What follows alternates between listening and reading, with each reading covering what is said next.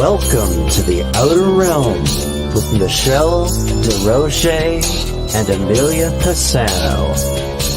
Airing live on the United Public Radio Network, 105.3 FM in New Orleans.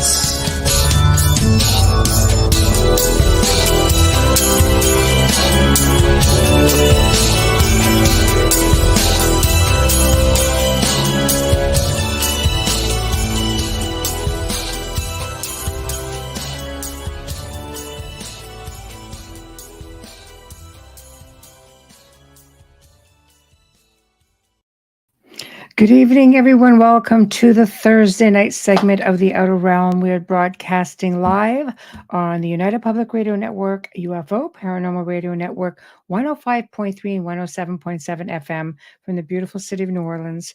We are fully sponsored by the amazing folks over at Folgers Coffee who have had the faith in us since day one. So thank you, Folgers. Amelia and I appreciate you so very much, and we just couldn't do it without you, nor would we want to.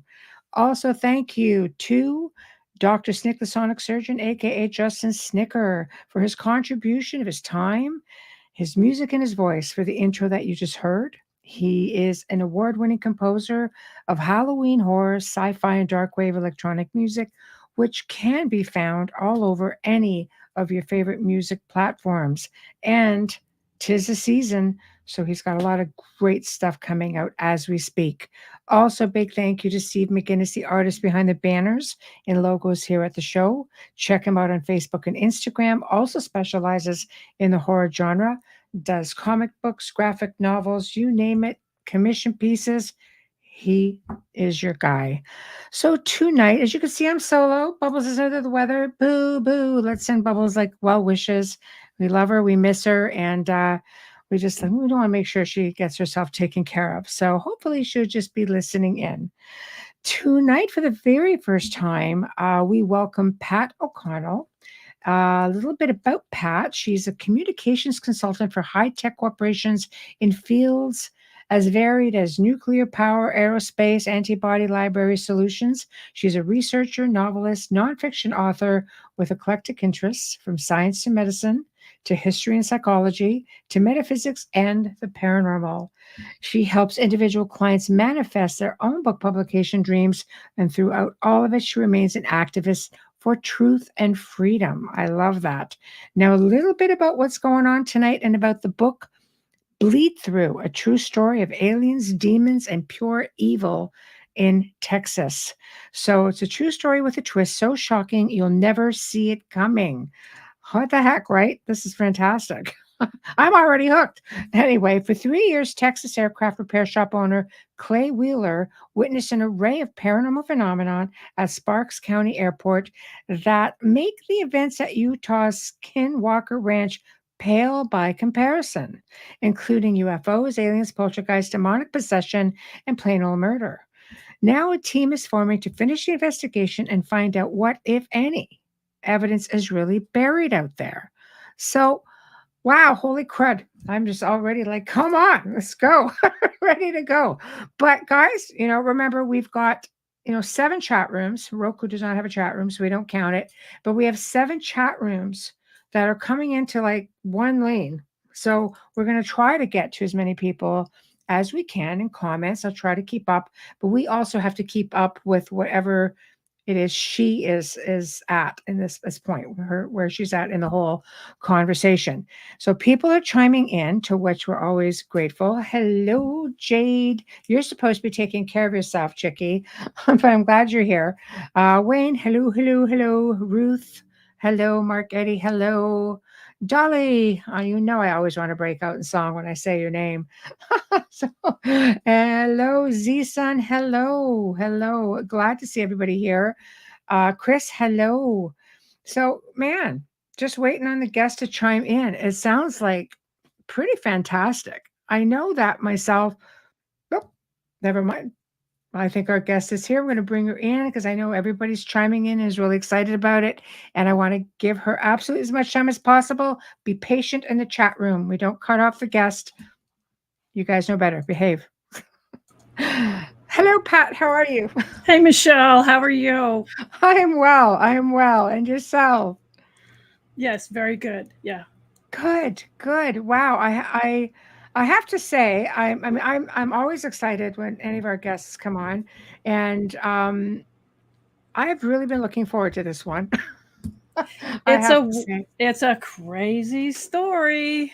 It is, and Michelle is a friend of mine, and she said, "Oh no, no, Oh, you yeah. have to, you have to have Pat." I'm like, "Okay, give me the goods, give me the goods." And when she told me, I went, "Oh yes, absolutely." So, Yeah. wow, wow. I mean, the one little snippet of Skinwalker Ranch pales by comparison, is what sticks out with me.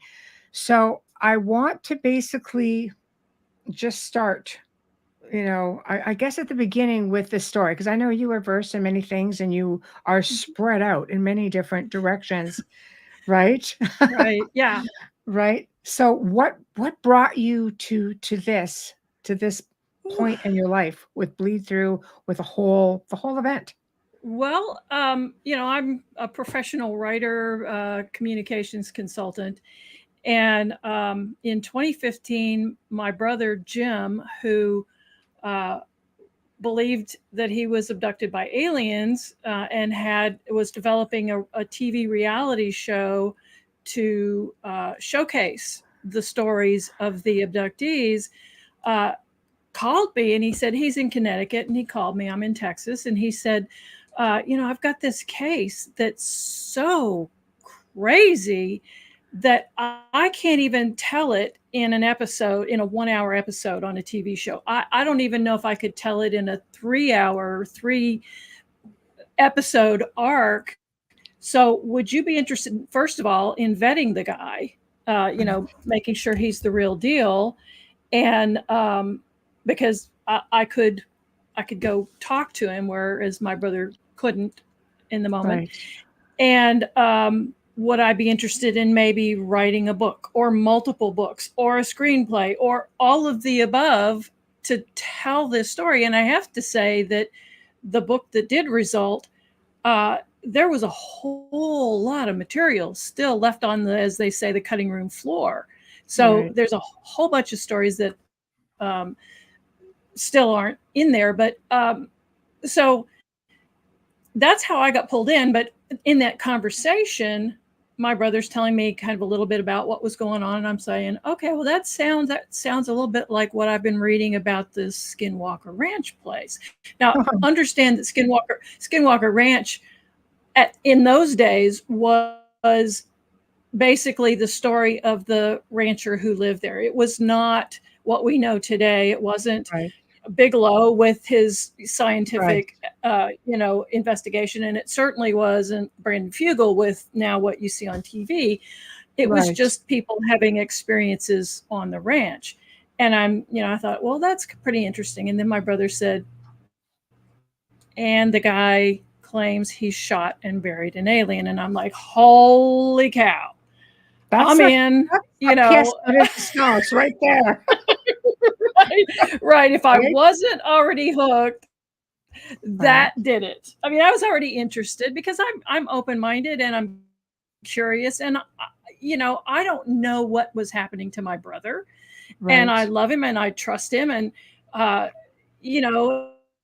he and he was open to the possibility that what he believed he was experiencing might have been some kind of weird psychological phenomenon, kind of like, Yes. if you're familiar with Whitley Strieber, Yes, in absolutely. his books, he doesn't say I yeah, he doesn't say I was literally abducted by aliens. He's all along allowed for the possibility that this is something else. This is some crazy psychological phenomenon or whatever, but he thought it deserved attention because it was a real thing that was affecting people. And that's kind of the way my brother was too. So Right. that's Right. how I got pulled into this. Right, right. Well, that's a pull and a half. I think I would have jumped in with both feet as well. So Yeah. so wow. So I mean, all of these stories are coming to you, and let's talk about the key players. Why don't we start there and get into, because I mean, we don't obviously don't want to give away the whole Okay. thing. to get the book, but we also want people to know why they want the book. So, so let's talk Right. about the key players, and let's talk about how the experiences started for them. Because we've got Clay. Well, the key player, Jim. right? Yeah. The key player in the story is my brother Jim, and Jim O'Connell, and then Clay Wheeler, not his real name. We're, as they did with Skinwalker Ranch, we're not disclosing the name for the families, out of respect for the families. Of course. And at some point they may come out, just as the people, the ranchers at Skinwalker Ranch did. But anyway, it started with Clay was an aircraft repair mechanic. He had a shop that repaired airplanes, and at this little airport in Texas, in the middle of nowhere. But he had a lot of business, and he was very good at what he did. And he had been out there running this business, owned his own hangar for years before any of this started. Nothing went on. And as far as I know, the only thing that changed was in 2009, there was an exploratory drill, oil drill at the end of the runway, and they didn't find anything. But I keep thinking maybe that triggered these events. I still don't know. We're, hopefully process of elimination is the one thing that's different, right? Yeah. Right. So, and, thinking, I'm kind of skipping ahead, but thinking, could they've hit a pocket of gas or something toxic that got in the water or got in the air or whatever. But whatever it was, 2010 was when the craziness started for Clay. And it seemed to have affected people that worked for him. It affected his wife. It affected people who live nearby. So he, of course, he's worked, he depends on the FAA and certification, the Federal Aviation Administration certification for his work, for his livelihood. Right. So just like pilots, you don't want to talk about UFOs or anything weird, or you'll lose your job, you'll lose your credibility, whatever, you need to do your work. And so it kind of started faintly. One night he built an apartment on the end of the hangar building because he and his wife were going to be building a house on some property that they had bought nearby. And instead of renting a house in town, they decided that, they just add this little apartment on the end of the hangar, and they'd live there until they built their house. So he was out there. She hadn't moved out to the airport yet. And one night, late at night, he heard some goings on outside at the airport. And so he gets up and he looks out there, and there are these people who apparently saw lights in the sky that were behaving in a way that they shouldn't or couldn't. I mean, conventional aircraft couldn't do these things. And so they had followed it out from town. And of course, this is an airport, so wide open skies. And so they came out there to see if they could get a better look at it. And he actually did follow it, trying to follow its path. And then he lost track of it, but that piqued his interest. And he didn't know what they were. But then one day he had a plane out on the taxiway that had been repaired and washed and waxed, and it looked just perfect. And he had to go out and take pictures to send to the client for their insurance or something like that to show that the repairs had been made, blah, blah, blah. Right. And so he took the pictures, and he had this new digital camera. He wasn't used to using a digital camera. Now, you would think in 2010 that, but he admits he was kind of behind the time on that kind of technology. If it was about an engine or a piece of machinery, he could do wonders with it. He could make it stand up and dance. But the digital technology kind of escaped him. So he goes in to the office, and so the building that he was in, there was a hangar on one end and the apartment on the other end, and in the middle was his office.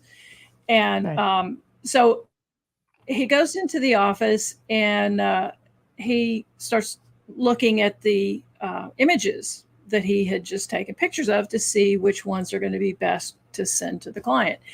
And he noticed something silvery in the sky. And he said it was like a pork pie hat. It was clearly a disc. It was nothing. I mean, he was a pilot. He was a flight instructor, and an aircraft repair person. So he knew what aircraft looked like. He knew what stuff in the sky looked like. And this was not like anything he'd ever seen. But again, he works for the FAA, or he's beholden to the FAA for his certification. So he didn't say anything to anybody. And, he's thinking, did I imagine it, or is it something on the lens? So he goes out and he takes some more pictures, and it was gone. So he didn't know what to think, but he didn't say anything about it to anybody at the shop because he didn't want anybody telling that story. So that's kind of where this started. Now he's holding this inside, and he doesn't know what to do with it. So he's got that experience and the lights in the sky from the people who showed up at the airport that night. And now he starts watching the skies because he's thinking, what was that pork pie hat thing in the sky? That thing that looked like one of the classic shapes of a UFO. Yeah. And so he would go out at night, and you can't do this now, but he would take a laser and shine it at lights in the sky that seemed to be moving in ways that conventional aircraft would, or satellites. The whole CE5 thing sort of is the lasers, and it's crazy, right? I know, and I hadn't thought about that until just recently. Yeah. But he was essentially calling them. And so he was out there with the lasers, and he noticed that, if he would get close, sometimes one would jump out of the way. And well, we know that nothing we know of can do that. That's right. What the heck was that? So this was his thing. And then as time went on, he would do this at night. And then one night he was working late with his crew, and I think a few of the people he worked with went outside, and there was this ship, this craft that he had other experiences with other craft that hovered over the runway and dove into the ground and all kinds. And I can tell you more about those. But this craft, he said he called it like it was like a hard shell eyeglass case. And this one makes a couple of appearances in his story. The first time it showed up, he was doing the laser thing. He had the people out, the team that was working late with him, and he said, let's take a break, or let's quit for the night, or whatever. And so they went outside, and he's now got a more powerful laser. And he boy. had he's like an intake down a plane. Had quite. I know. And he had quite a collection of these lasers. He was telling me about this one laser he had that could burn a hole or light a cigarette at 10 feet, or some crazy thing like that. And I'm like, yikes. Not a good thing, but so flashlight might have done the same telling thing. everybody, okay, here. Right. And he says, okay, here, do you want to hold the flash, or do you want to hold the laser, and why don't you try it? And so nobody really wanted to try it. So he's showing them and watch this thing flip. So this one particular ship started coming in. So he shines the laser and it comes in closer. And everybody's thinking, wow, this is really cool. And they thought that was it. And so he's playing with the laser again, and the thing comes in closer. And oh wow, this is really cool. And then the next thing he knows, it's overhead. Now I don't know how far overhead, but close enough that they could see the shape. They could not see any windows or anything like that, but they could see that it was sort of this oblong shape, fairly thin. Right. And he said, as they were standing out there and this ship was over top of them, he felt this, what he said felt like somebody poured a bucket of warm water into his head. And it was just kind of flowing through him into his body. And he's thinking, oh, this is really cool. And then he got this horrible, the worst headache that he's ever had.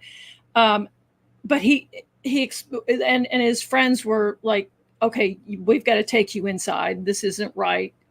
You know, I don't know what's happening, but this is not good. So they took him inside, and he was saying to his friends, he said, I think they were trying to communicate with me. He said, maybe this feeling, this warm water feeling, was like what a computer feels like when it's downloading information. And I thought, I mean, I still think about that. I think, what a cool concept. I mean, who thinks about what a computer feels like, first of all? Right. And then what does it feel like downloading information? And we don't know how aliens would communicate. We know that a lot of people say they communicate telepathically, but that's right. Yeah. Maybe that's their way of trying to simulate what we do with our mouths. And maybe this download thing was a more direct communication. I don't know. But he said when he told his friends, I think they were trying to communicate with him. Well, one of his friends says, no, I think they were trying to kill you. No, so boy, of course. Got to be that guy. Right. So that was like, okay, it was the beginning kind of we don't know what these ships, or if there's somebody in them, and what they're trying to do, and could they hurt you, and you know, those kind of questions start bubbling up. And you know, he had quite a few other experiences where it was late at night. Most of the experiences happened at night. Most of the ships showed up at night, but there were some that showed up broad daylight. Well, I've perused there were the photos on your website. There are some really great pictures on your website. People should go check it out. I've got it scrolling across at the bottom of the screen here. So he was very thorough. Yeah, I mean, like, he caught good pictures, right? Well, I mean, you know, after a while of interviewing him, he was so fixated on the photos, and I wanted him to just set those aside, because I felt like they were getting in the way of me connecting with the experiences he had. And after a while, I was trying to get at, okay, tell me more about what you experienced with your own eyes, with your own senses, up close and personal, not through a camera, not through binoculars, not through whatever. And so that was a challenge for me, to get him separated from all of that evidence that he had collected. And by the way, the stuff that you're looking at is only supposedly a fraction of what he had. There was a point in the story where there was a raid by law enforcement, and they took a whole bunch of his stuff. And when he got his computers back, he said that a lot of the evidence was, he said a lot of the best evidence, he said the best evidence was gone. So by law enforcement, I don't know. You know, I haven't seen it, so I don't know what he had. But yeah. Wow. So why would law enforcement be interested? Another part of the craziness. Right. I mean, why would law enforcement be interested? Well, I could see military, Air Force, something like that. the Must be the lasers. well, it's obviously it's a long story, but it actually had to do with well, depending on who you talk to, it could have been his wife, who eventually was his ex-wife. She was her behavior turned dark when all this started, and Oh. so I believe that she triggered this, but other folks who knew him, and I need to find out more. I actually have an interview Saturday with one of the witnesses to find out more about what might have also triggered this. Why was the ATF and Yeah. those agencies out to get him or interested in him at all? So, Right. but it was a long progression of things. But the curious thing was that, and this goes back to what happened in 2010 or before 2010, that suddenly changed the whole atmosphere at the airport. And he said that, it got to where when the employees would clock in the morning for work, their mood would turn dark. They'd start snapping at each other and be real grouchy and mean or whatever. But it seemed like his wife was the most affected by it. And over time, she got worse and worse and worse, and not even normal kinds of darkness or craziness. She was like off the charts, crazy. Wow. So something got And in there. she'd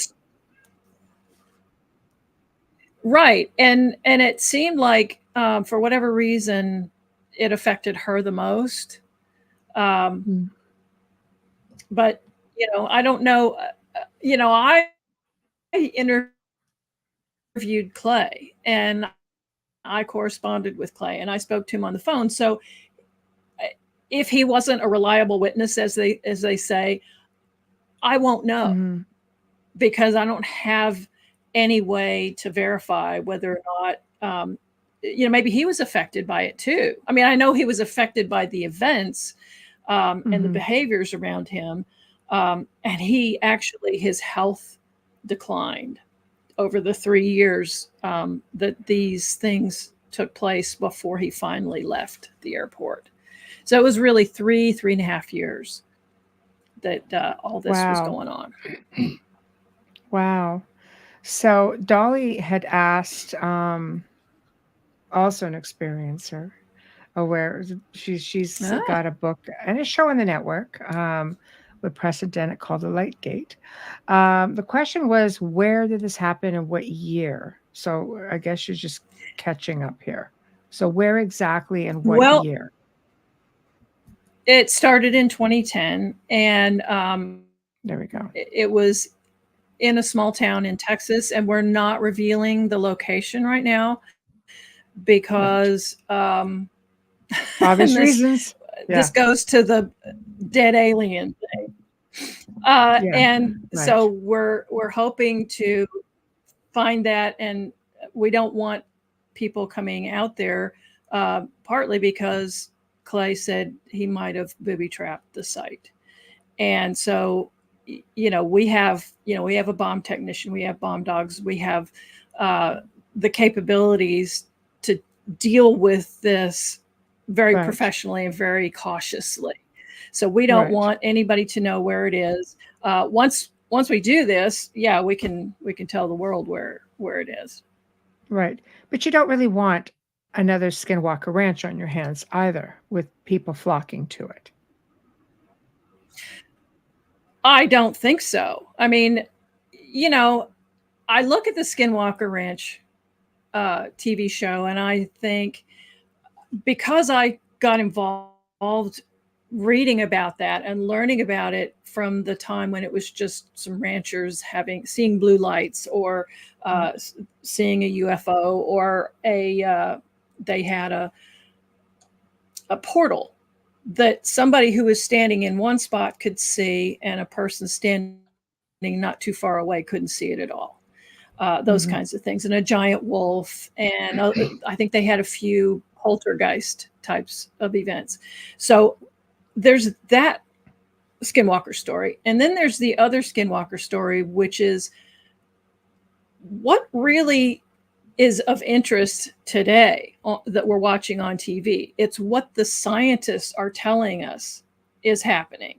You know, they're dropping sensors out of airplanes. They're shooting lasers up in the sky and rockets up in the sky, and with sensors on them. And so all of this is dependent on what the scientists tell us these readings mean. Whereas I go back to the original human experience. To me, that's more interesting.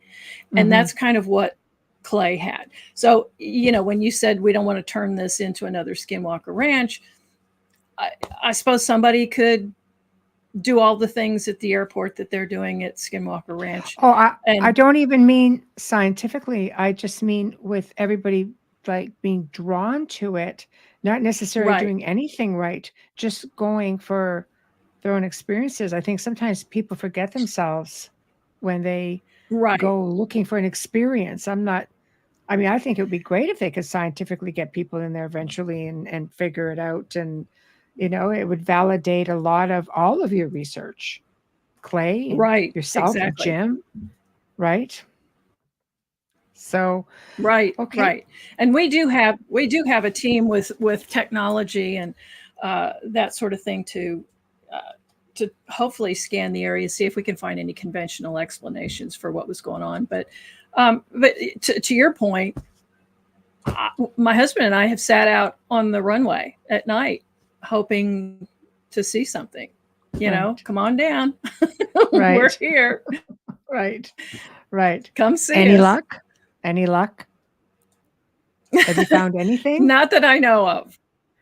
Okay. No, not yet. Okay. I have to know about the buried alien. I have to know about the buried alien. So what happened to this alien? And is this something that, you know, they buried one of their own? Did he come across it? What's with the alien? Well, I gotta know. Again, you have to know the backstory. So throughout the period of 3.5 years, first, you know, he sees ships, and then his first encounter with aliens was he was in his apartment, and it was 3:00 in the morning. He was awake. He couldn't sleep. And he thought, well, I'll just call my sister, who was working in China at the time. So it was middle of the day for her. So he called her, and being kind of an antsy guy, he was fidgeting while he was talking to her, and he's talking on the phone.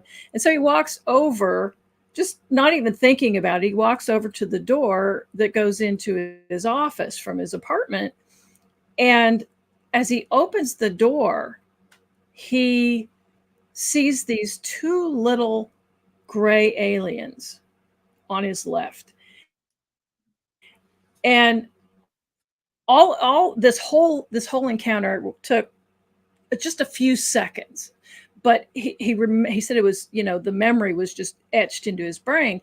He said they were dressed in silver clothing of some sort, and he said the curious thing about that was that as he opened the door, the two aliens moved out of his way as if they were one unit. Like he said, they moved like a gate opening. And me being a skeptic, I'm thinking, who would make something like this up? Right. And so he said, so the little guys were on the left, and he said, and then he looks over to his right, and there's this tall guy, and it didn't look anything like the two little guys. And I think I sent you a I was just picture. going to say, can I It put was that just picture up? No, I'm going to do that right yeah, it now. was just me trying to Yeah, I was just trying to find images that were similar to the little guys and then the big guy. And he's there you go. Okay, I'm just going to take the banner off for a second. Get that up okay. here. Okay, so the two little guys move like a gate, and the big guy, and I couldn't find a picture of an alien that looked anything. I mean, that looked similar to what he described. But he said it was a tall guy. It seemed to be naked, but it had no features. You know, there was no genitalia. Right. It was like a Ken doll. Right. But he said the eyes were huge. They were bulging out like they were too big for the sockets. The lids closed from the top and bottom. And he said the back of the head had two bulges in it. And he said he knew, he doesn't know why, but he knew that this guy was the bodyguard for the two little guys.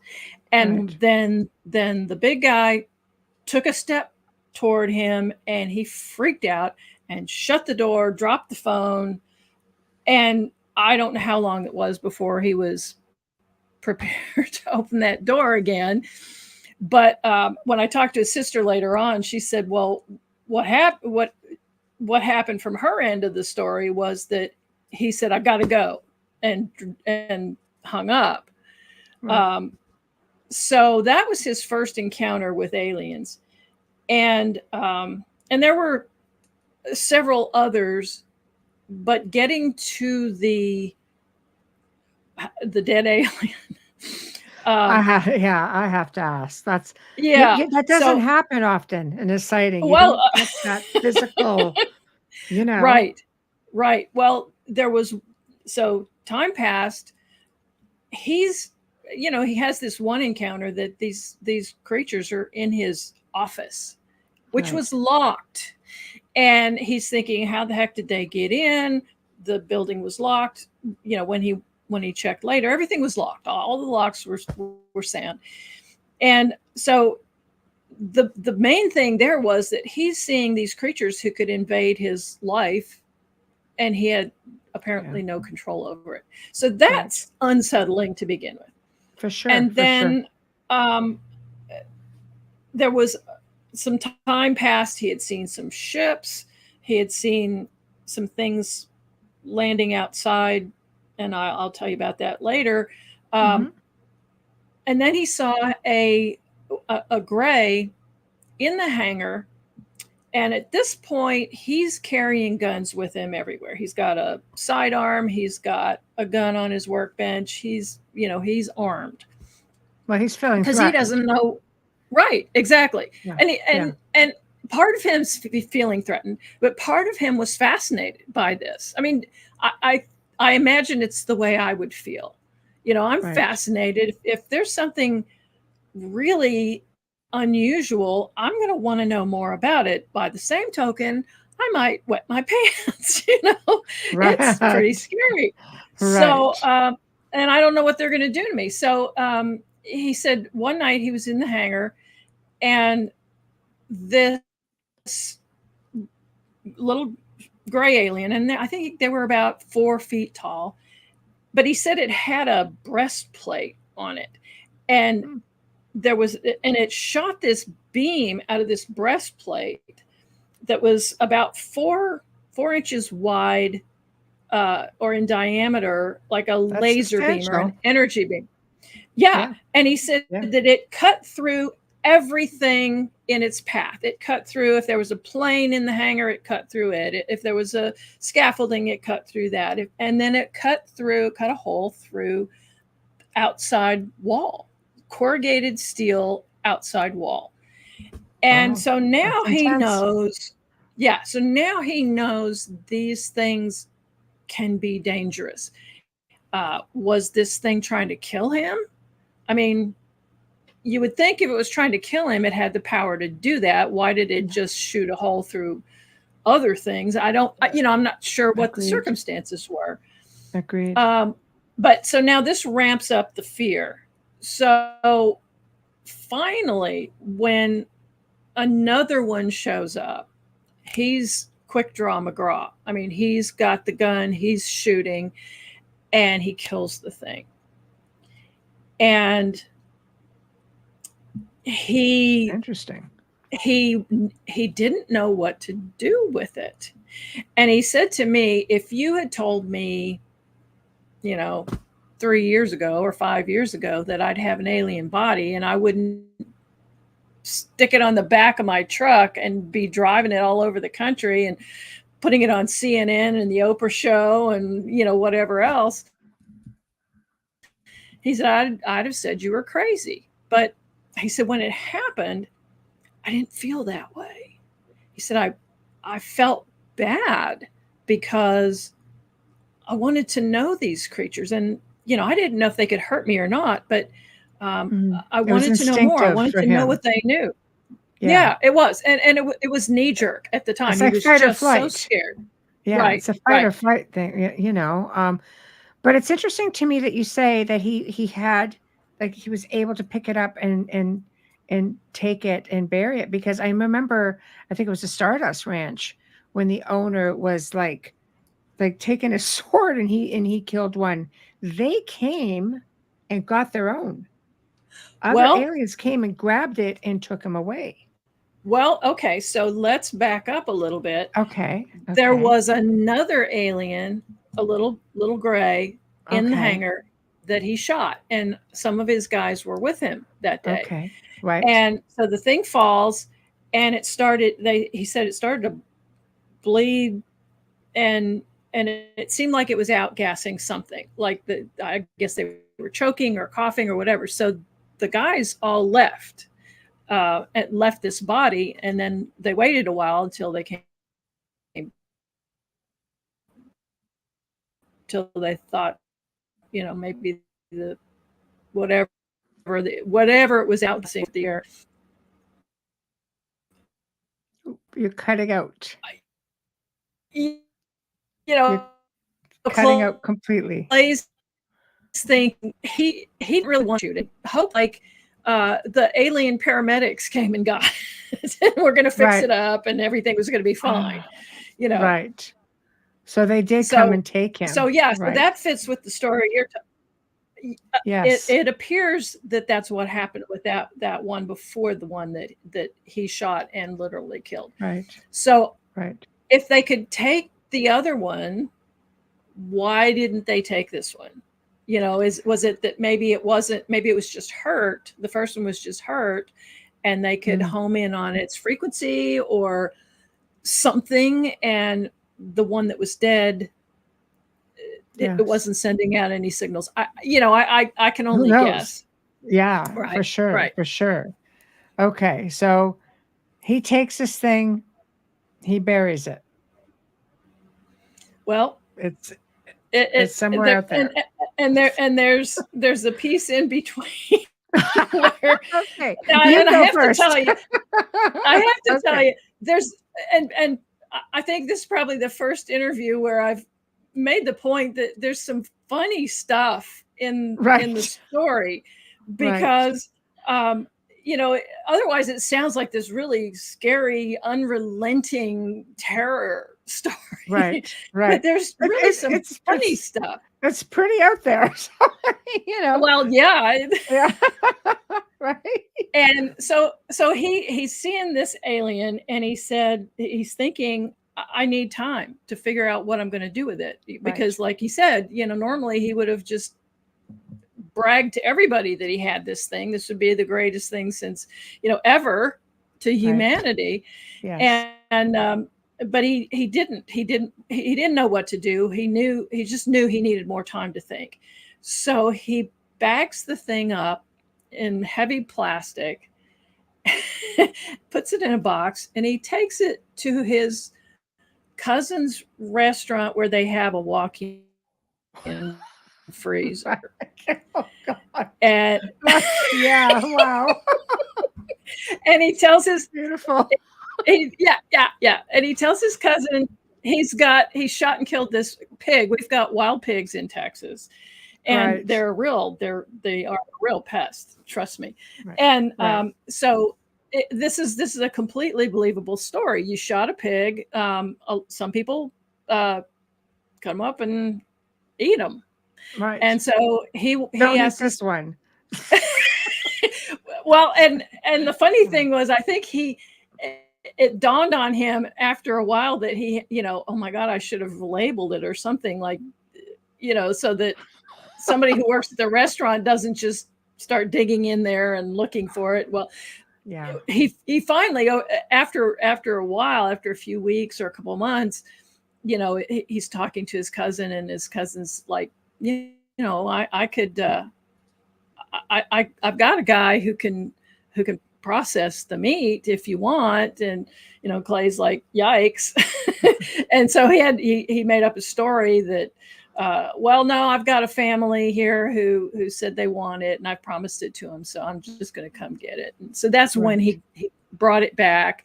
He vacuum sealed it, and then he buried it. So that's the side story. So he did time in the restaurant freezer first. I have to ask, what color did it bleed? Well, that wasn't the second one. It was the first one that disappeared. He said it bled. He said it bled blue, and he said that it etched the concrete. Now, in one version of his story, he said it etched the tile. Now, the tile was in his apartment, not in the hangar. Right. So this is where I got into the problem of dealing with somebody who was getting sicker and sicker and sicker throughout the time period of these events happening. And he also had some traumatic things happen to him, and that had to do with his wife going off the deep end. Right. And so he admitted that he had been on drugs for, he had broken bones. He had a clot in his heart, in his lung. He had complete kidney failure on one occasion, and had to go on dialysis for a while. They don't know why, and it went away. He was fine after that. Should be shooting aliens. They fight back. Yeah. So I still to this day have the challenge of dealing with an unreliable witness source. Right. An unreliable witness who admits that his brain was Swiss cheese. He's remembering bits and pieces. Maybe he's maybe he's cross-wiring things. Right. I'm trying to, I had to give him the benefit of the doubt, knowing that he was doing his best to remember things, but there were holes in his memory. And so, Did he say where, I look at that, Dolly, get out of my head. Did he say where the grave is? So, where's the grave? I guess is what she's asking, which is, I was going to, in a more eloquent way, say, did he happen to tell you or anybody where the grave was? Yes. Is? And it's still currently there? He told me where it is. Okay. And so, I have a team right now that we're planning on getting out there to, like I said, it might be booby trapped. So if he's got explosives in there, we don't want to blow ourselves up, and B, don't want to blow up the evidence. And then the reason, to Dolly's point, why we're not telling people where it is right now is that we don't want people going anywhere out there and just randomly digging holes. Well, I think you have to look at it this way. First off, it could, like you say, there could be potential danger with explosives, but it also has to be treated from a scientific or archaeological standpoint, there's a right way and the wrong way to do things. You want this evidence. It's not a free for all for people to just Exactly. hone in, and that includes outside. I'm gonna Yes. start without getting me tagged. People who would be quite interested, right? Yes, exactly. And um, that's a challenge my team has to deal with right now, Yes. because the possibility is that we could go out there with all our technology, scan, find a location, and boom, somebody comes in and says, "You're out. We're in," Oh, you yeah. know, and You don't nothing want happened. you don't want to relinquish the control. You've Right, pretty much gone this far, and you're in the middle of an investigation. right. So from what I understand, you guys attempted to do this, or you were going to do No, this, or not yet. Jim was going to do this. Jim was actually going to do this, and Yeah. so right before he was to come to Texas, I got a call in the middle of the night from my niece, and she said, "Jim's dead." Oh, I'm so Yeah, sorry to hear that. he had a heart attack in his sleep, and I'm, just even saying it now, I can feel that gut punch. Um, I adored my brother. We laughed a lot, and we had just a great relationship. And Right. so when this happened, I of course told Clay, because he and Jim had become very close, um, Mm. communicating on the phone, on Skype, and that sort of thing. And Clay felt like Jim was the only one who really got him, who really Right. understood what he was experiencing, and who um, respected that, who gave him uh, the credibility Right. for what he said he experienced, whether it It's was a big real or deal. not. Yeah, It's a big deal when somebody comes forward with a crazy experience or story like that. Just to be believed right. it means everything, right? Exactly. And that's what Jim was trying to do with his Experiencers TV show. He wanted to tell the stories of the experiencers because it mattered to them, no Right. matter what objective reality was Right. involved. It affected their lives. It affected their relationships. They, It does. the people closest to them may have thought they were crazy. That's right.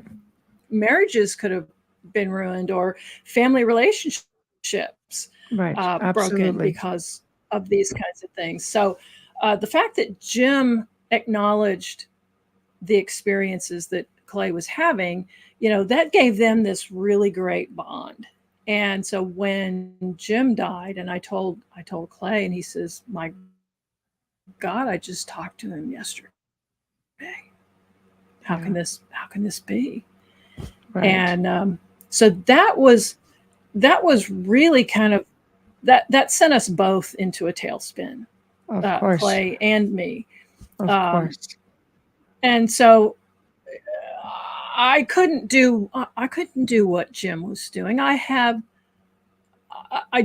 am totally not qualified to step into his shoes as a TV producer, or Mm. even an investigator of experiencer reports. I mean, I could do that investigation, and I Mm. have talked to many experiencers since then. But Mhm. like I said, I'm the skeptic part of the team that Jim and I were, and so I'm the good kind of skeptic. I am Mhm. open to, show me evidence. I'm not a pushover. I'm not going to believe just anything, but I'm open. And so I could interview and empathize with the experiencers, but I'm not an experiencer. So there's that dimension that I could not lend to Mhm. that Right. that kind of thing. And It's so having the understanding. Yeah. right, It's a different right, world. yeah. It's So easier from the outside looking in as a researcher. yeah, yeah. And really the book the book, the first 2/3 of it are Clay's story, and I told it as faithfully as I could to what he told me, as if every word was true. And I just, this is what he said happened. Here it is. And then the last third is my and Jim's story, where Jim brings me in on it.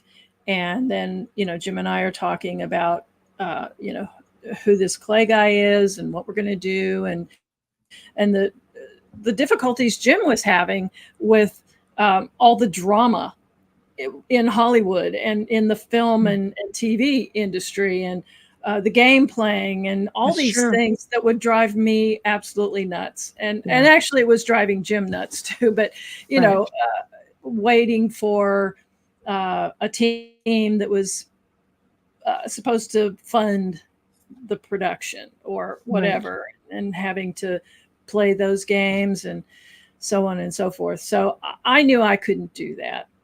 And so, for a long time, I was just continuing to correspond with Clay. And but previous to that, my husband and I had been out to the airport several times. And like I said, we spent the night out there on the, in the lawn chair on the taxiway, looking up at the sky, saying, "Okay, guys." I'm going to show a picture of your team. Is that okay? This was Jim's team. Oh, Jim's team. May I show it? Yes. Okay, here we go. Yeah, this was his original team. Okay. So that's Jim on the left. Right. Looks very serious. It's like, you don't know the things I've seen. He could be serious, but like I said, we laughed so much. When we talked. It was just so nice. So I have to assume that Clay contacted Jim then to tell him what was going on, or somehow Jim just caught wind of this whole story. Yeah, actually, Clay had contacted somebody else, and that person knew Jim, and he got Jim involved. So that's how that happened. And actually, the first person that Jimmy talked to was Clay's mom when he called the phone number. And when he got his mom, she's like, "Oh my God, he didn't tell you that story about the aliens or the UFOs, did he?" And so mothers. Yeah. So you can see the role that she's playing in all this. She's trying to protect him from his own experiences, and please don't tell anybody about that, kind of thing. It's the family secret. But she don't talk about it.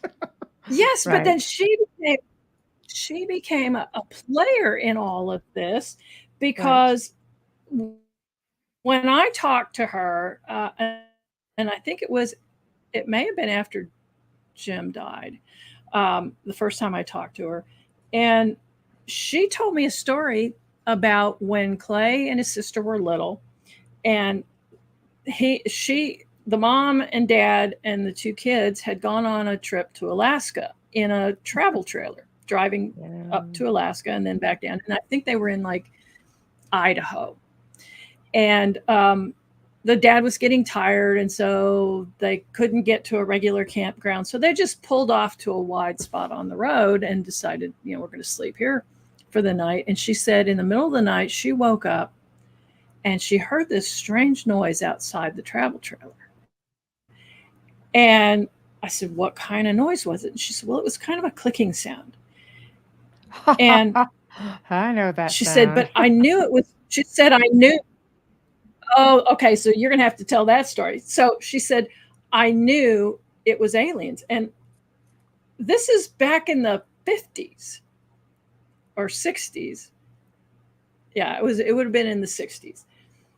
So alien stories were not the biggest thing in the world in those days. I mean, there was Betty and Barney Hill. Didn't want to be looking like you're a Yahoo around the corner either. You don't talk about it. Right.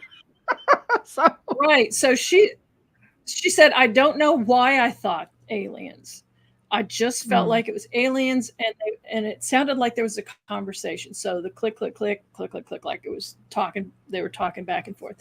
And she said, I think that at least one of us, at least Clay, if not all of us, were abducted that night.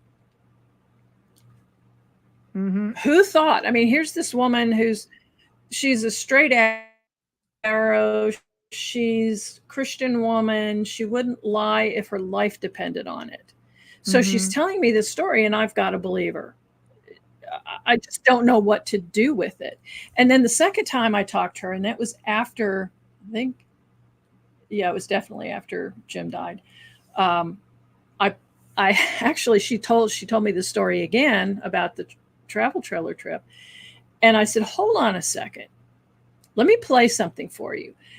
And I went onto my computer and I found what's called a sizzle reel that my brother had made. It's kind of like a little package, a video package that you'll do if you're promoting. You're trying to get somebody, a producer, a production company. I've done media for 20 years. I've done right. Yeah, exactly. Yeah.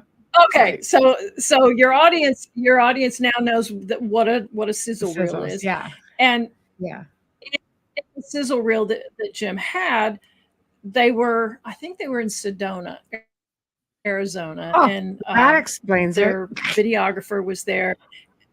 Well, exactly. I mean, everybody on your show probably knows what what Sedona is all about.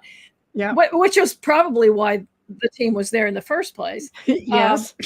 And so they're out there, and they were kind of filming each other and kind of doing just footage for this sizzle reel. And suddenly there was this interference on the audio of the video, and it was a sound I've never heard before. I mean, I've heard a lot of interference. I've heard a lot of when the equipment's not working or whatever. This was something I had never heard before. So I played that sequence for her, and she said, yeah, it sounded a lot like that.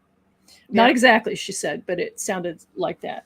So apparently Clay had stuff in his history that I don't know if he knew about. I don't know if he remembered that.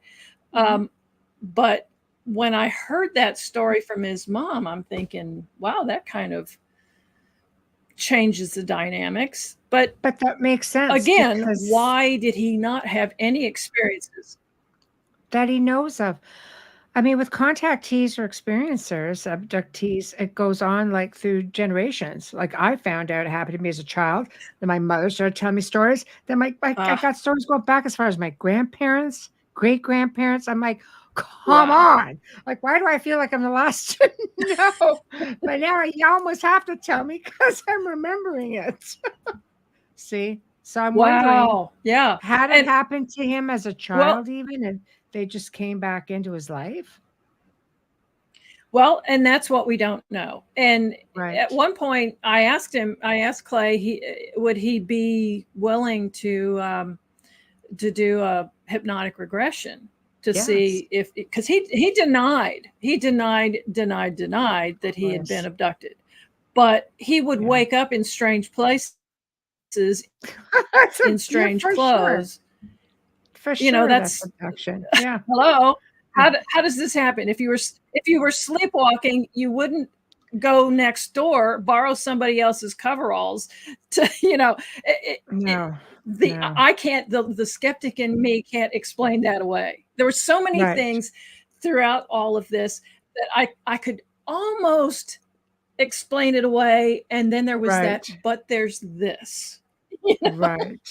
So for me, it was just, which is fascinating to me. I mean, that's what it is. To me, that's what it's all about. For the skeptic in me, the skeptic that is like Mulder in the X-Files, I want to believe. It's convince me, sell me on this. I want to experience something. I want to experience something that is just so awesome. I want to have that personal experience that I don't care what anybody else says, I know there was Right. something extraordinary that I experienced. Have And, you I'm kind of have you envious. experienced anything here? Has this location anteed up for you? Like, has No, it given not it to yet. you? Wow, Not yet. jeepers. I mean, we're Okay, still trying. right, Trying. I mean, I've personally had a couple of unusual experiences, but not there. right. So, okay, let's branch off then, and it's very interesting to me when you have like the title Aliens, Demons, and Pure Evil. I've worked in the paranormal field for 2 decades, and I have helped people from all over the world. And my area of work has always been alleged attachments, demonic experiences, other interdimensional beings, Okay. things like that. And I can tell you half of those people who believe they had a demonic type of attachment or something malevolent in the house, at least Mhm. half of them have had extraterrestrial experiences and sightings. As well.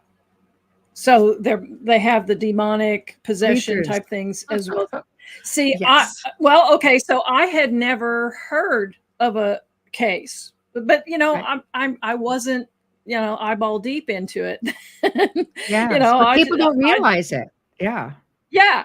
And Yeah. so the fact that he did have the what appeared to be demonic influences, and that's kind of what seemed to be happening with his wife as time went on. She became darker and darker, and there was one day when they were having an argument. They were at a restaurant, and they had come in two vehicles, and they got ready. She got ready to leave, and she slammed his hand in the door and dragged her for like a mile and a half from her truck, and then finally opened the door and let him fly off. Well, he ended up with broken ribs and a couple of broken arms and one broken leg and all skinned up and everything like that. So he was in the hospital for quite a while healing from that. And then another another time, she woke up in the morning, and her belly was swollen like she was 8 months pregnant. And he's freaking out. I mean, there's something really wrong with you. I've got to take you to the doctor, kind of thing. And she didn't want him to do that. He had caught her earlier that morning digging into, there was a package of ground meat for dinner in the fridge, and she was digging into that and eating raw meat. And Mm. that was kind of strange, plus the belly. And he wanted to take her to the doctor, and she ultimately kicked him in the head and knocked him out. His, fell on the tile floor. And when he came to, she was gone. And she was gone for several hours, and he couldn't figure out where she went. Called everybody he knew, everybody she knew. And then she comes waltzing in several hours later, and her belly is flat. It's gone. So we don't know what that was. And then Right. then Right. and I've never, maybe you've heard of cases like this. I have not. I've never heard of anything.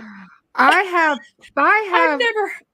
oh man, I have worked cases that have been mind-blowing, but I have to say this is a first. But you know what? I did see this.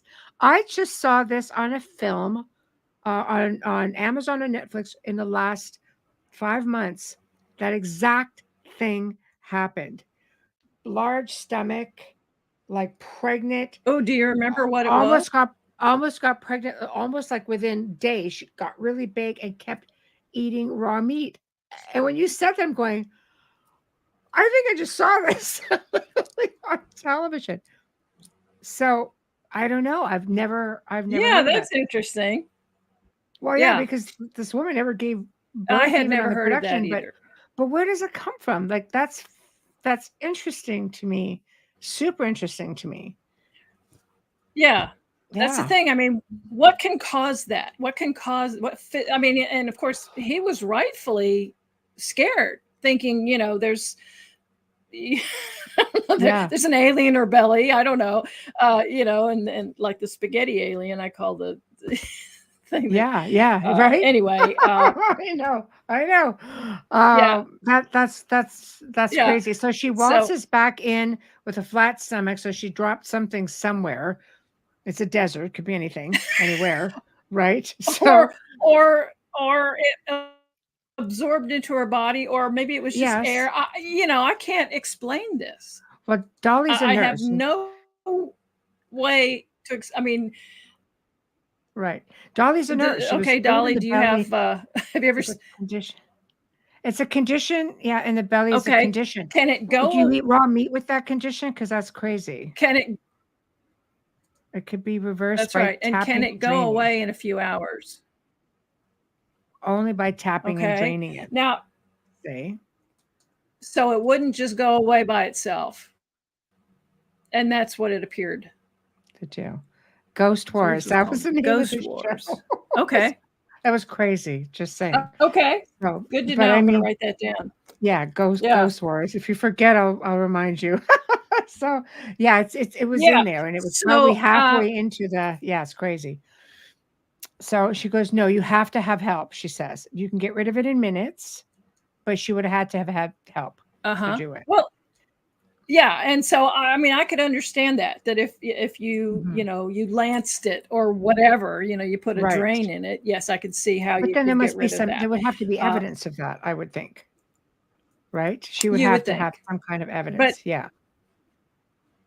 but I mean, as far as I know, she just went out with it and came back without it. So, maybe she had it drained, Craziness. Yeah. but Right. we don't know. That's And she that's seemed to be more worried about how it was going to affect her looks. It's like, oh, I think good. I'd be more Good. worried about, is there All something that really raw wrong with meat's me? not going to help your looks either. Yeah. You Well, know, and that's the other thing the that was salmonella. more along the lines Yeah. of something demonic, Right. was. Right. Well, the So, behavior is and interesting. you know more about that than I do. Yeah. Um, Yeah. but that's where I mean, the belly could be explained physiologically, but Right. unless there's some kind of condition that made her crave raw meat, or maybe Well, I she mean, craved the iron I from think that from the red meat. I think when you're looking at the whole gambit is what you have to, not just that's one incident. I mean, the behavior changes, the Right, aggression. I mean, poor right. Clay, that guy. I mean, I feel so bad for this guy. He gets dragged I along. He's know. got a psychotic possessed wife. He's seeing aliens that are just dropping in, throwing, shooting lasers through his room. The room he's sitting in with a laser beam 4 inches around, shoots it, runs it out, throws it in a freezer, runs it out. I have to see this on film because it's phenomenal. It really is. Yeah, You it's know, whew, like it's a wow, it's a wild ride for sure. it's a So wild ride. Yeah. so as her behavior gets worse and worse, Yeah. one day he and his crew are working in the hangar, and his wife comes in and unloads a 38. She's shooting up the place. Fortunately, she didn't hit anybody, but this was it. This was, he kept, and I've talked to one of his friends. He said, you know, Clay knew she was doing bad things to him, that she was not good for him, and he could not let go of her. He could not admit that he had to do something. But it was after she shot up the crew and the hangar that he had to divorce her. So at that point, now he's living at the airport there by himself. Wow. Now, So is he still experiencing other types of paranormal phenomena. You make mention of poltergeists and portals. And what were his experiences? Well, one of the first poltergeist experiences that he told me about was when his wife was unpacking some things. She was trying to get them moved into the apartment at the airport. And she was there unpacking things, and he couldn't find his keys. He's looking everywhere for his keys. And he said, I always kept them either in my pocket or in the top drawer of my desk. And he said his key ring had this long red flag on it that said remove before flight. It's the kind of tag that they would put on the airplane parts after they repaired them. And so you would remove that tag before flight so that you knew that had been repaired, blah, blah, blah. So, and you're not missing those keys or something like that. Right. Yeah. So he couldn't find them anywhere. And he asked his wife, have you seen them? And she said, well, are they in your drawer? And no, they're not. I've looked everywhere. So he looks everywhere. He had a shipping container outside that he kept excess machinery and things out there locked up. And so he went out there to see if maybe he had left them in there. He didn't think he would have, but they weren't there. So he's like, I don't know where to look. So he's standing in the hangar, and it apparently was cold out, and the heat kicked on in the rafters of the hangar. So now this is like 30 feet up, and he started hearing this little flicking noise, and he looks up, and in the rafters of the hangar, he sees that red flag, that removed before flight tag. Right. And how in the world did his keys get way the heck up there? And so that was, he couldn't explain it. I mean, there was just no way. Was it the tag? It was the flag. It was the tag. Okay. It was the tag moving in the air that was being blown by the heat. Yes, because with the whole alien thing, they click and clack, and I'm wondering if they were just dangling in those keys. Well, and as you're saying, you said a lot of these experiences kind of blend the demonic with the alien, and so is the poltergeist some part of this whole continuum that once you open up the portal or the energy field or whatever it is, can anything come through? I mean, it's like, I've known people who did Ouija boards, and I'm like, oh no, I'm not, no way. I don't know what you're going to bring through. I don't want to open that door. Yeah, but you could do that with voice recorders and cameras and phone apps, and it's an invitation to communicate. It doesn't matter how you do it. But when you're talking about poltergeist activity, that's a projection of energy, and like psychokinesis, right? So I could see Clay's wife, if she was, apparently menopausal women and young people going through puberty are notorious for being able to create poltergeist activity. If she was under the influence of something as well, she could have easily been projecting without realizing. But with that being said, well, and that makes sense to do that too, right? Yeah. So I mean, I don't know what to do with this. It's just another thing I can't explain, and I agree with you. I mean, it could have been any number of things. Probably the thing that makes the most sense is that the wife was so affected by the energy, whatever the energy was, that maybe, like you say, it was messing with her, and then her energy was coming out, and it was manifesting in ways that could move objects. I'm just giving you, sorry, we have a delay. That's why we're kind of overlapping a bit. I'm just giving you the logical side of it, but there are many supernatural aspects to that too. So I'm just playing like devil's advocate, pardon the pun, on on both levels, So, but yes, I mean, there are a lot of things like that. people experience sleep paralysis, think it's always paranormal. It has its scientific Right. points of view, but it has its extraterrestrial ones too. Like there's so much, Right. like the title of your book is perfect with when you're saying bleed through, because they crisscross and bleed into one another so easily on so many different levels. Yeah. Well, and one night he saw what he called a portal. And the picture I have of it, and you may have seen it on the website, but it's like there's this bright light. I don't even know how to describe it, but it's like a slice of light, and then there's a jagged edge, like it's being pulled open, like this doorway is being pulled open. And he said that once this thing came open, ships were coming out of it. He called it a man walking wolf. So it was a wolf walking on its hind legs like a man. There were creatures coming out. It was like, it was like the Thanksgiving Day parade kind of thing coming out this portal. But he said it was only open for about an hour. And then he said, gosh, I wish I had kept track of what came out to make sure it all went back in, or are they still here? No, Clay, you're by yourself there. It's just like, yes, you want to keep track of what comes out. So you wake up in the morning. I think I really would have liked Clay. So, in fact, I'm not sure of it.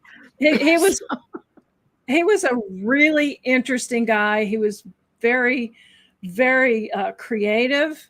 Right. He was an inventor. He told me that he had invented some things, had patented them, and he was looking at licensing them for manufacture and things like that. Right. But what happened ultimately was that it was in November of 2015. No, it was 2019. That wait a minute. My brother died in 2015. So it had to be the next year. It was probably the next year.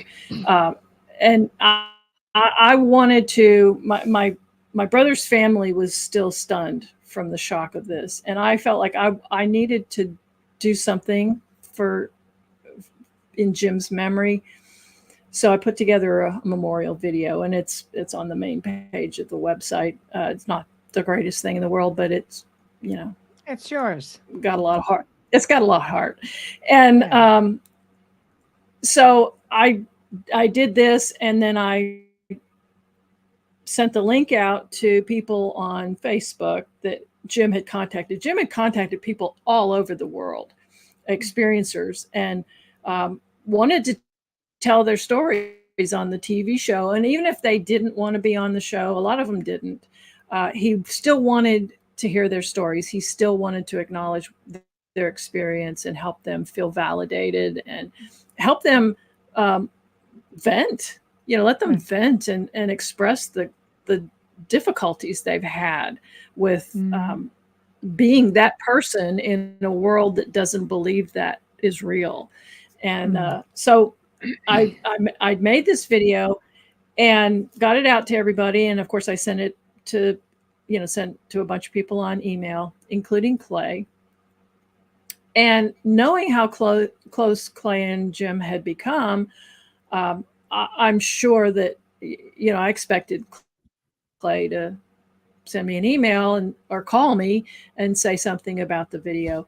And I didn't hear from him, and I didn't hear from him. And then too much time had passed, and I was getting worried about Clay because, like I said, he was a character.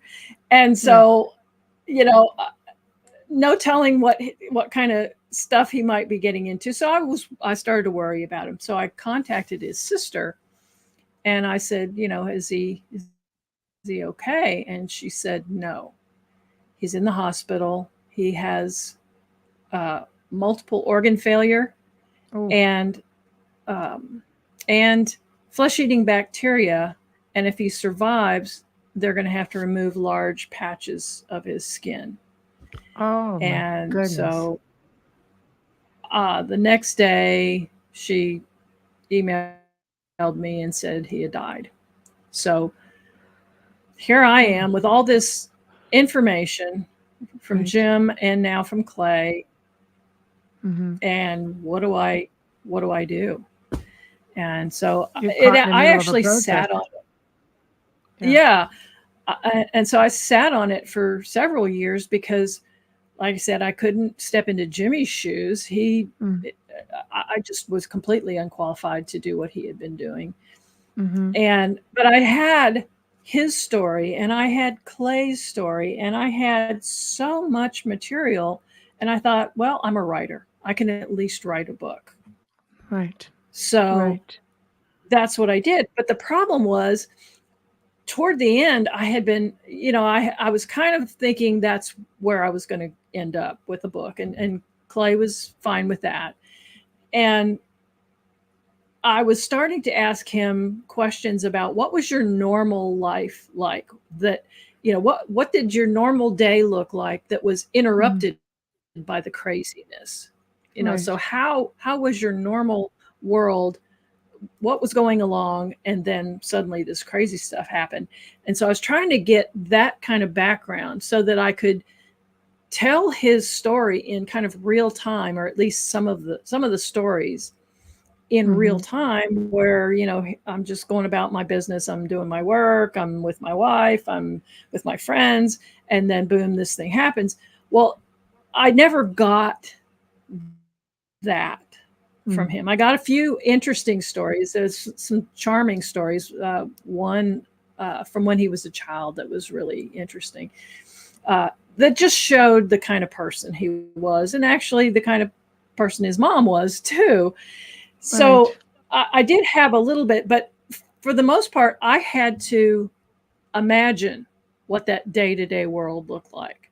So that's Right. why I ended up creating fictional characters, fictional employees. I Mm-hmm. fictionalized interactions with his wife, those kinds of things. Right. But some of the crazy things. I mean, I sent you a little meme with a You did. two-person cow I'm suit. going to get If it. you want to Yes, show that. I do. I'm going to bring it up right now. I looked at that went, what are we going to do with this now? So, okay, I'm going to grab it right now. 1 second. Yeah. Okay. Bam, bam, and bam. Go for it. Let me just take the banner off so we can see it. Okay, perfect. There we go. What does a two-man cow So suit what have is to a do? two-man Cow suit have to do with UFOs, aliens, and the paranormal? Okay. which you have to read the book to find out.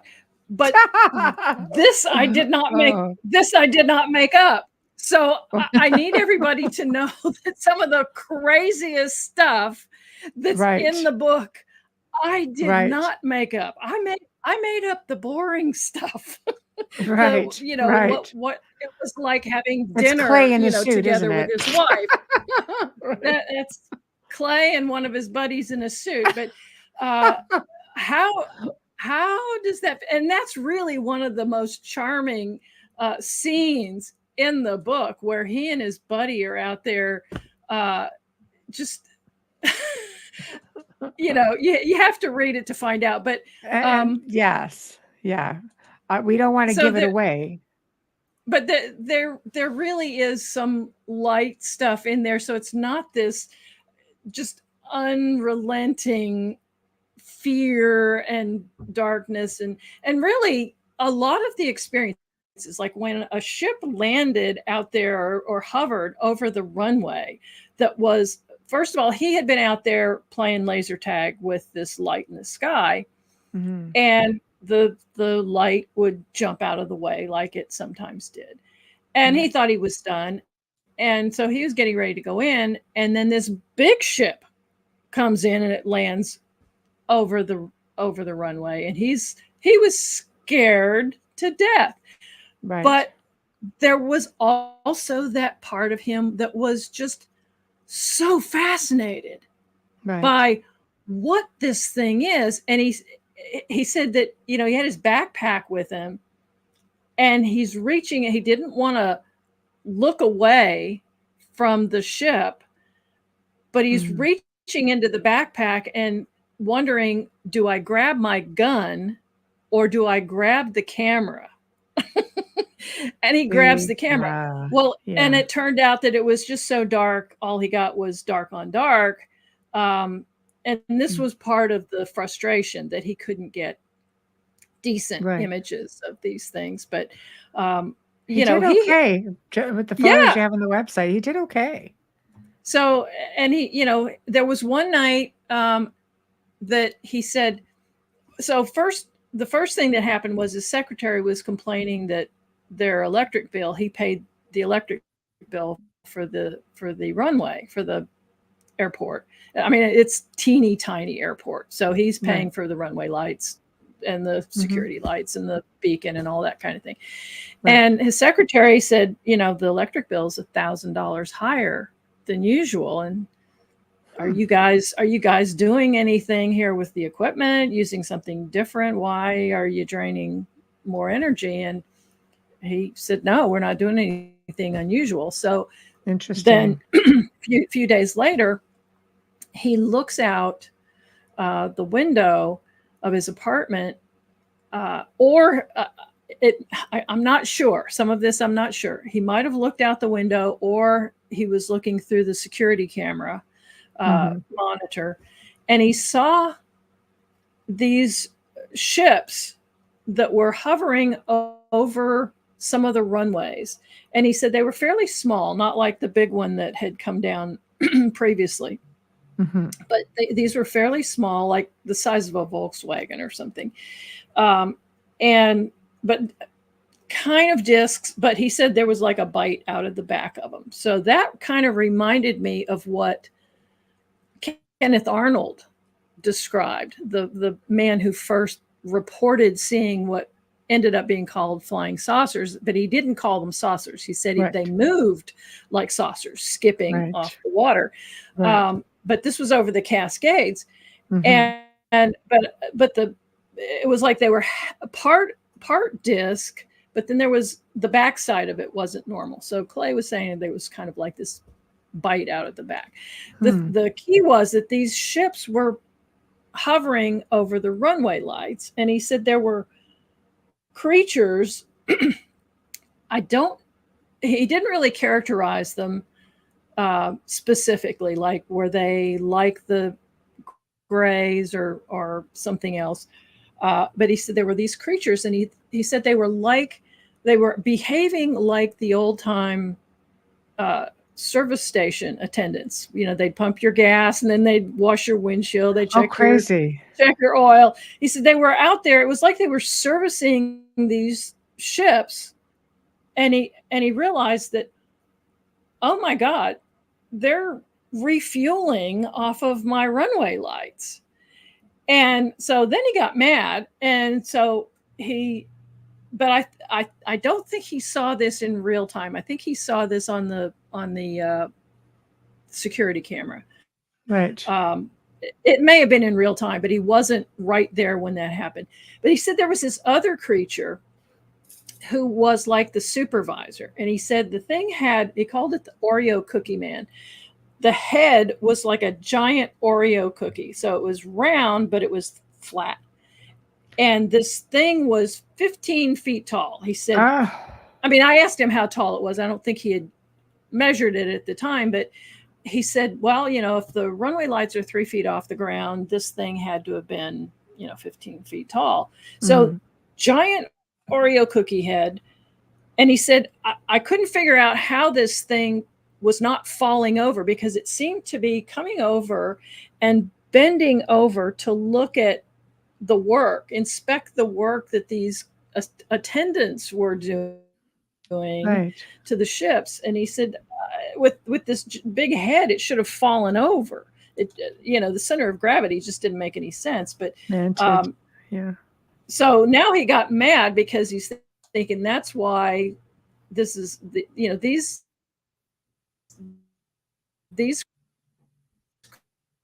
creatures are what what's costing me an extra $1,000 a month in electric bills. So Right. tries to shoot them, but then they're gone. So wow. what was that all He about? tries to shoot everything. That's interesting to me. It's just like, now, okay, it's Well, MySpace. after a while, but this he is did. Texas. I mean, yeah. Right. Well, Yeah, and that's, you know, sometimes I make that point on these things because people have to understand it's Texas. Everybody has guns. I've got friends who live in Texas. Everybody's I packing. get it. Pretty exactly. Yeah, little old ladies carry guns. I mean, you know, it's just you just don't understand Texas. I know. I love it. So, I'll ask this Yeah. question, and you may or may not have the answer. When Clay, divorced his wife, did you know she continued to have experiences, or did things, even out after she left the area? I don't know. When the Okay. last time I talked to him about her, he said that he had heard that she had had a stroke, and it was a pretty bad one, and he didn't, and she was, I think he said she was living in a pop-up tent in somebody's backyard. So things did not go well for her. And when she was arrested for shooting at everybody at the hangar, Right. Right. I think he got the charges dropped. He got everybody to drop the charges, but at the time they found drugs on her. Now she was a pharmacy tech, or she was a nurse who handled pharmacy stuff at the hospital, and she had a stash of other people's drugs. And then his mom, Clay's mom, went and looked in her clothes in the closet and found in the pockets of her scrubs crack, I guess. Oh boy. Yeah. Or meth, or one of those things that, and a little pipe, the little glass pipe. Yes. And so she lost her job, but the hospital didn't press charges, because if they had made a big deal about this, then it's possible that patients who had been in the hospital that didn't get their medications, there could have been ramifications that they weren't getting their medications. So I think they just kind of swept that under the rug and let her go on that. But I'm pretty sure she lost her nursing license after that. Right. So it but seems like as a far lot as of, did the demonic stuff continue? possibly. Yeah, I mean, I they don't thrive know. on making people's lives miserable and feeding off of all of that. Yeah. It's hard. It looks like an incredible experience. I mean, let's face it, it's pretty incredible. Everything that you describe. I mean, Clay would have been, the type of person you would just want to sit there and listen to. Like, I could sit there by a fire and just keep listening to him and be Right. just like, the portal and wolf people are coming out of there, or, like wolves that stand upright, werewolves, and, all kinds of entities. And I'd be just like, okay, okay, more, more, but this So, incredible experience ruined his life, essentially. Yes. Well, and it's funny at the end, or the last interview I did with him, I asked him, so would you say overall this was a negative experience or a positive experience? And he said, oh, it was a negative experience. So he says that, but as soon as it's out of his mouth, his eyes light up. He kind of looks up at the sky, and his whole demeanor changes, and he says, but it was fascinating to be out here sitting, looking up at the sky, being out here on the runway. He said it was like living in the sci-fi channel every night. So he really had very mixed feelings about this. I mean, on the practical side, it ruined his life. I mean, he ended up having to I mean, it ruined his business, and he had to leave the airport. He moved in with his mom, and so, and he lost his marriage, he lost his health, and His health. and Yeah. ultimately lost his life. Right. Well, that's what Dolly says, who is a nurse. She goes, the stress at the very least brought his health down. I mean, stress kills, Right. this we do know. Sure. But I completely understand. I mean, people pay big money to go out and try to have a CE5 and try to have this phenomenal experience. And Clay essentially had ringside seats. Right. And on any given anytime he time. wanted. Yeah. Yes. I tend to wonder if it all had to do with Clay. I don't know. My question that keeps coming around is, why did it start in 2010? He was there for years.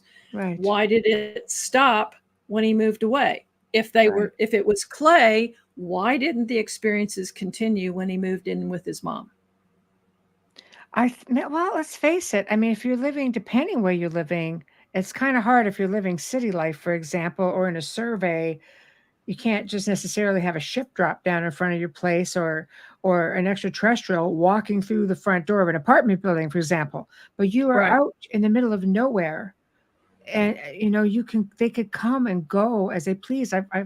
My gosh, I've heard this type of story so many times with respects to sightings. But maybe he's had experiences his whole life, and they just never let him remember. Maybe they felt now he was ready to remember. That's possible. And I'll never know. We'll never know. But to your point about potentially being in the city, his mom lives in the country, so they have quite a bit of land. Yeah, so that's then interesting. Yeah. So my question there is still, and there's a whole chapter at the end of the book where I go through all of this, the what ifs, being a skeptic. Right. Yeah. So maybe was he lying? Maybe, but why did he stop lying when he moved out to his mom's house? Was he mistaking conventional things for unconventional things? Well, then why did he stop doing that when he moved out to his mom's? Were they really visiting him? Why did they stop when he moved out to his mom's house? Right. So I had all these questions, and it's like I told you at the beginning, I can debunk to a certain point, but every time there was, but this, I can explain it away, but there's this. Right. And that's the part that I find so fascinating about this story, that the skeptic in me can't completely write off any of these things. It's human nature, but a good skeptic will also keep researching. Right. And I mean, and how many years later? Because if Jim died in 2015, Clay died, what, a year later? Yeah. 2016. Yeah. So, well, God, with that being said, you've been still researching on this for a lot of years, just keeping the story alive. And the fact that you're all out there still continuing on, you have to find the alien. That's I know. That's going to be, that's the brass ring for sure. Yeah, I mean, exactly. But I mean, when you look at Skinwalker Ranch, like Dolly said, it's a government ops place. So your location is completely, to your knowledge, untouched. As far as I know, yeah. Yeah. So hopefully, we'll find what we find. We have a biophysicist on the team who is our exobiologist. Beautiful. I have a couple of alien implants that are not connected to Clay's story, but one of them is from my brother. And then another one is from an experiencer he interviewed who dug the thing out of her own arm. So we're going to get this guy to analyze them. And his plan is to analyze these two implants, whatever they are, samples of some kind of tissue. I know somebody out your way who could help you with that. Well, we've got this guy. I've actually spoken to another Okay, fellow good. who does that.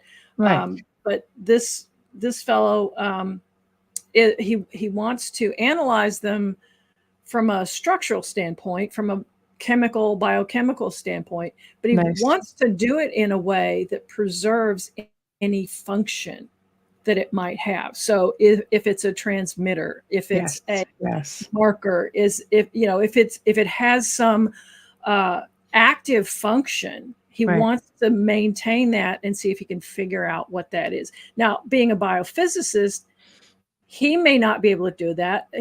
We might need to get somebody who's an expert in, radio transmissions or microwaves or, some other kind of technology. But I like that you're taking the step.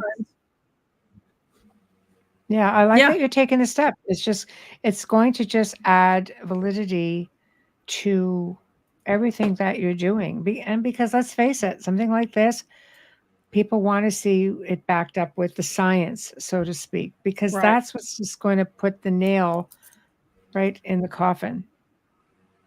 The alien. There was a beat there. I know, the alien. I think in the coffin. Yeah, it's fascinating. It absolutely is, and I commend you for continuing.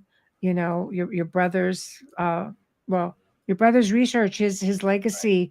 I mean, this was pretty much the big one, what it sounds like, and it was just branching off in so many different directions. And I just love that you're keeping it going. And the book, this is a part of the show before we sign off, that you promote yourself, the book name, where they can buy it, the website, what you have coming up, whatever you want to share with us. Well, the book is Bleed Through, a true story of aliens, demons, and pure evil in Texas. And you can find it on Amazon. The website is the website that my brother had that I rescued after he died. It's experiencers.com with just an X, experiencers.com. And that's where you can see some information about Jim and actually you can see the picture of his first crew, and then you get into the bleed through part where we've got the book trailer video there, and some of the photos that Michelle referred to from Clay. So, I mean, you can judge for yourself the quality and the value and what you're seeing in those photos. Some of them I can debunk. There's some other things I can't. And we've actually got a photo analyst on the team as well. So nice. We're covering every base, which I think is really important. Because with pictures, there's a lot of pareidolia. It's easy to find things. Exactly. Yeah. So exactly.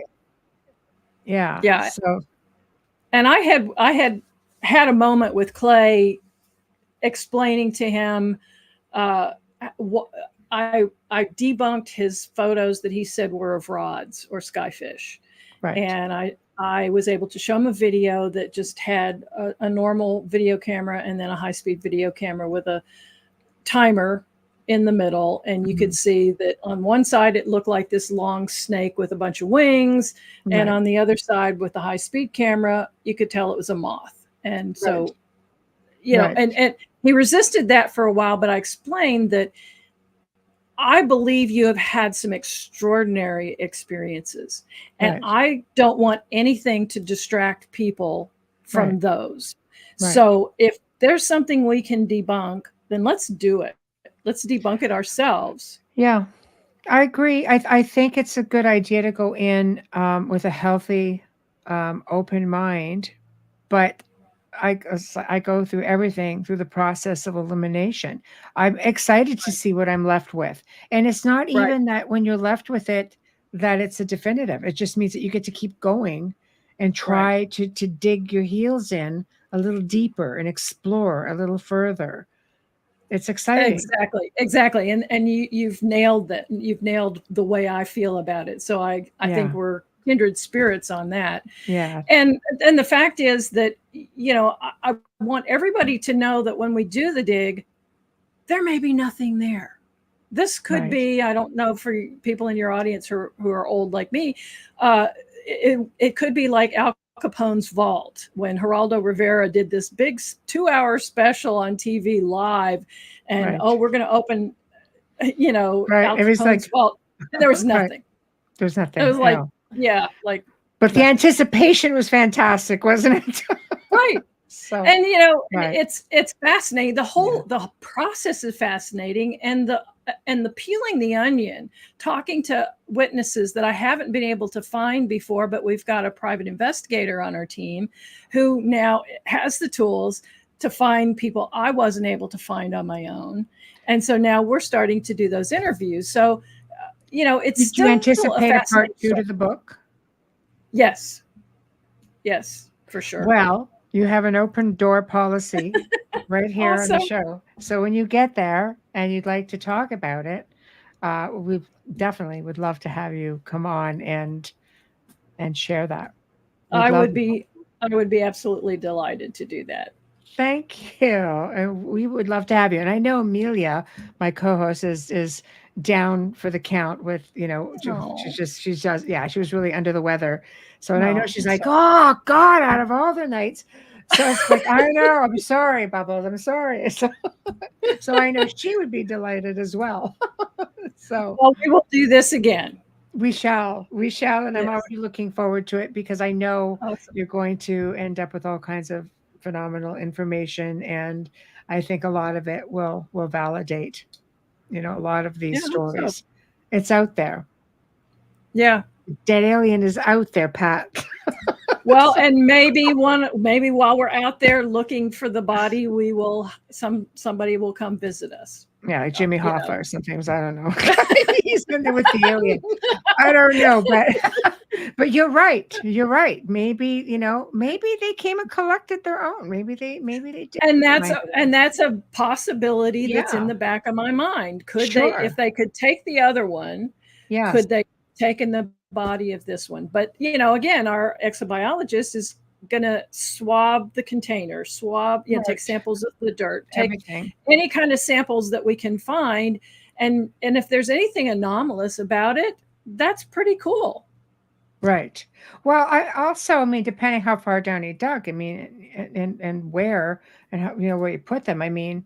Vacuum sealed is great, but is it enough over time to keep the critters from making their way in? Like, you have the elements against you, you have time against you, but I think I have a feeling you guys are going to sort it all out, and I can't wait to hear all about it. And I know everybody else is feeling the same way. So thank you for tuning in, and I will be in touch with you and make sure you have links and all the fun stuff. All right. Thank you, Michelle, so much. This has been a lot of fun. It was a lot of fun for me too. So, so thank you. Thank you. All right. Good night. Bye. Well, everyone, we've come to the end of another fantastic segment. She was just a lot of fun, and kudos to her for continuing on her brother's legacy and trying to validate all of this stuff. So thank you, Pat O'Connell. And thank you to our sponsors, starting with Folgers Coffee. Thank you. We love you. We wouldn't do it without you. We couldn't do it without you. We appreciate you so much. Big thank you to Justin Snicker, a.k.a. Dr. Snick, the Sonic Surgeon. Thank you to Steve McGinnis.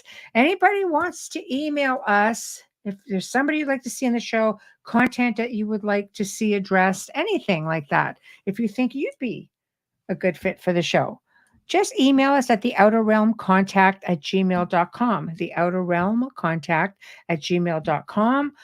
Feel free to go to the Outer Realm Facebook page and just click on the email button as well. That will bring you to us for sure. Next week is going to be spooky week, of course. So Wednesday, we welcome back Reverend Bill Bean. He's going to be discussing opening ourselves up to different situations this time of year, but in general, I think Amelia and I touched a little bit on that last night with bleed-throughs and things like that. But for some reason, this is the month where people go looking for these experiences and they open themselves right up in hopes of having one. So he's going to talk about all kinds of different things. And he's wonderful. People love him. We love him. So we're really looking forward to it. Thursday night, another new face on the show, Karen Wilkinson. Her book is called Stolen Seed, Evil Harvest. She's going to share the chronicle of her life experiences, but will also provide her insights into the activities and motives of extraterrestrial beings. She's going to delve into the reasons behind their actions, the challenges they encounter, and the intricate web of deceit they weave in their interactions with humanity. Like what? So this is going to be an interesting conversation, to say the least. So with that being said, guys, thank you all for tuning in. You always make it so much better just in your interaction. And also a big heads up on the 31st, right here on the United Public Radio Network, all of the hosts, I think starting from 7 p.m. Eastern onward, we have a Halloween party right here. And all you're going to see for about 4 hours on October 31st is us all having a good time, doing some parrot talk and all kinds of stuff. We do it every year, and we always have a blast. And they do really, really well. And the chat room really gets involved, and we just have all in all, good time. All right. So have a good weekend, and we'll see you next week. Good night.